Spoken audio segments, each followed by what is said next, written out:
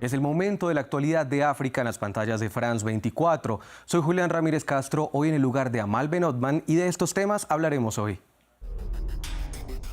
Kenia vive una tensa jornada de manifestaciones con casi 10 muertos y decenas de heridos a manos de la policía, según denuncias de organizaciones de derechos humanos. Esto en el marco del aniversario del Saba Saba, símbolo de la lucha democrática, y en rechazo a la gestión del presidente. Estados Unidos está cumpliendo su política de tercer país y deportó a 8 inmigrantes de diferentes nacionalidades a Sudán del Sur, país que enfrenta graves riesgos para la seguridad. ¿Vendrán más deportaciones a países en conflicto en África? Tenemos análisis. Y en Argelia, a 7 años fue condenado el periodista francés deportivo Christophe Glaise, detenido desde 2024 por acusaciones de terrorismo. Hay voces de rechazo y a la vez de preocupación desde Reporteros Sin Fronteras y el Ministerio de Asuntos Exteriores de Francia. Un nuevo capítulo en las tensiones entre París y Argel.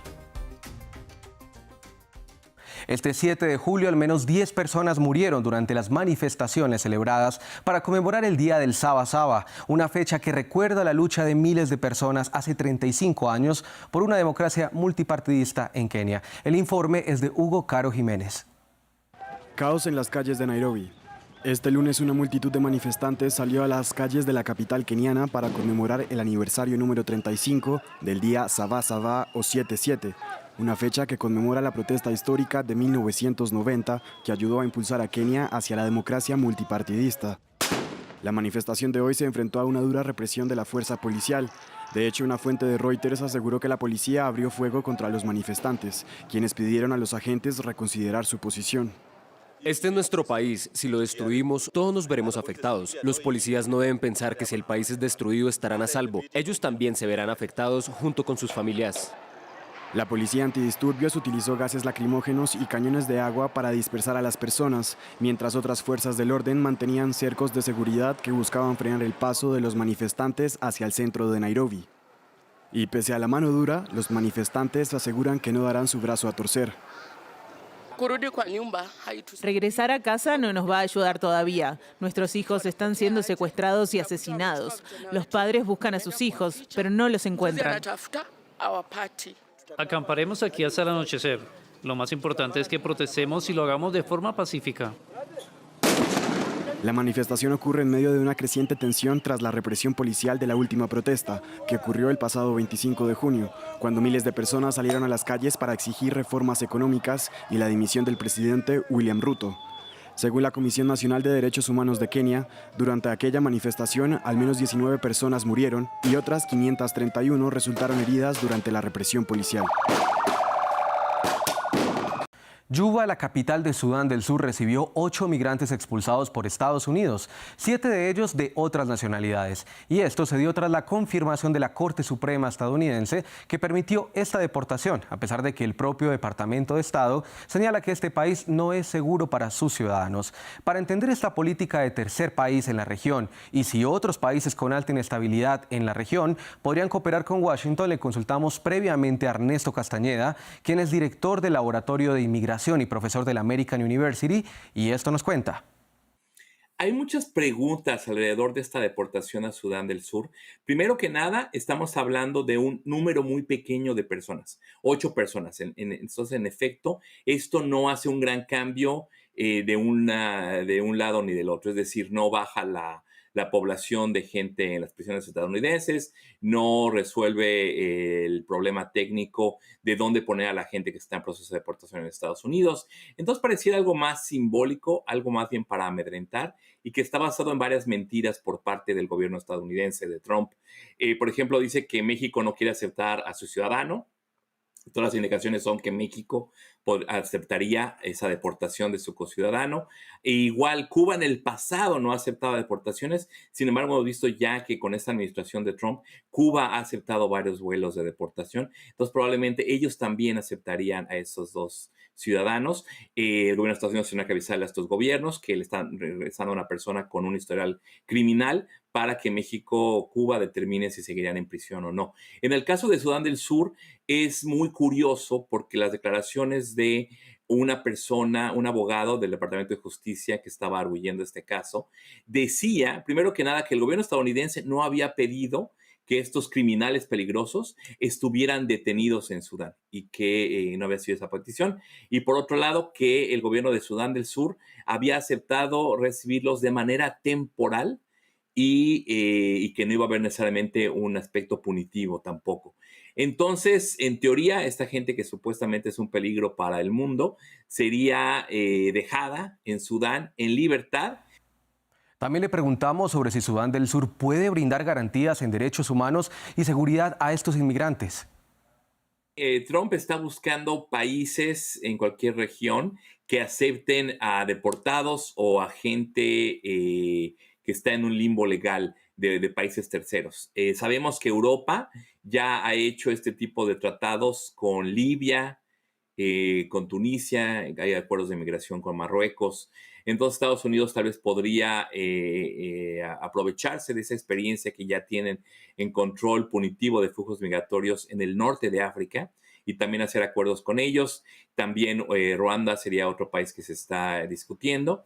Y desafortunadamente tenemos los precedentes de Inglaterra, que quiso hacer esto ya con algunos países de África, y con Australia, que también ha mandado prospectivos migrantes a islas alrededor de Australia, que son países independientes, para detenciones de gente cuyo único crimen es tratar de emigrar para encontrar una mejor vida y oportunidades en otro país.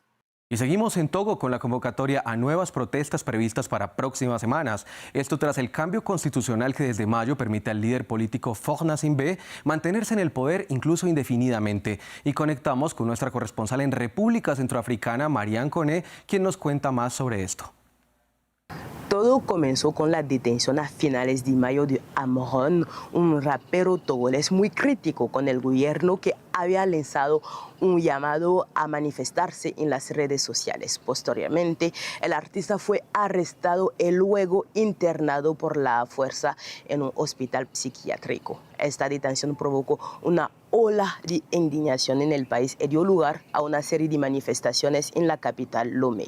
Los manifestantes, en su mayoría jóvenes, denuncian el alto costo de la vida en el país, pero sobre todo expresan su rechazo a la nueva constitución que permite a Faure Gnassingbé, el expresidente del país, permanecer en el poder. En efecto, desde el pasado 3 de mayo, Togo pasó de un régimen presidencial a un régimen parlamentario en el que el expresidente ocupa la función más alta sin limitación de mandato.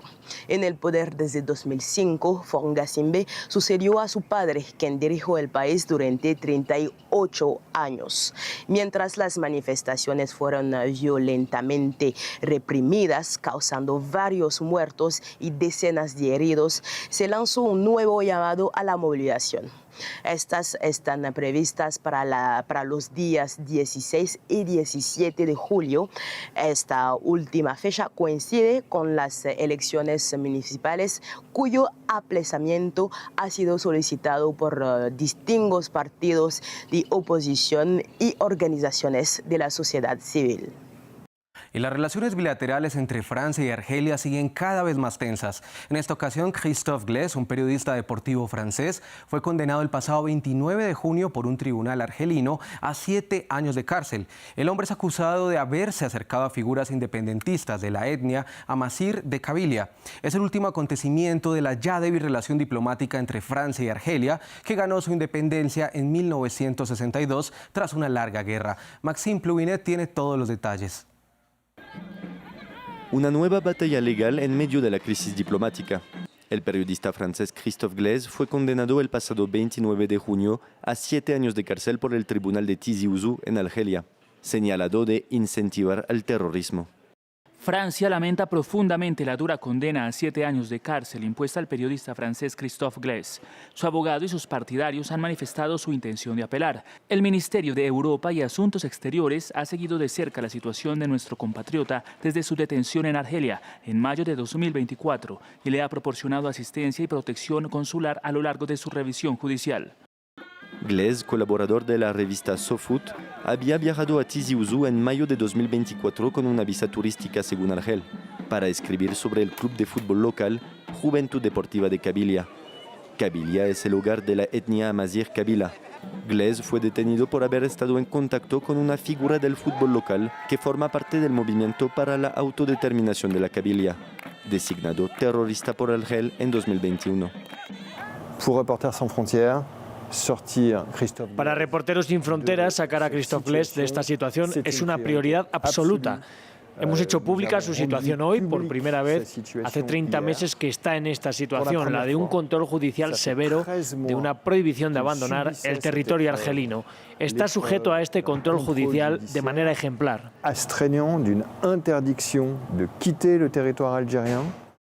Las relaciones bilaterales entre París y su antigua colonia están en su punto más bajo en décadas.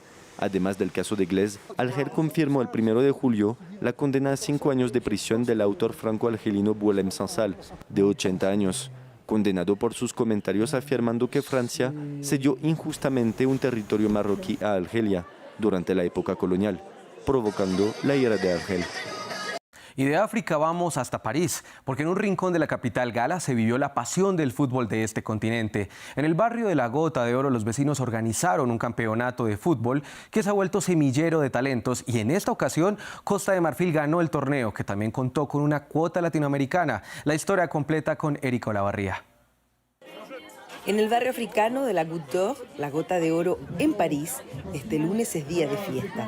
Se disputan los cuartos de final de la Paris African Cup, una versión local de la Copa Africana de Naciones, el campeonato que cada 2 años enfrenta a la élite del fútbol continental.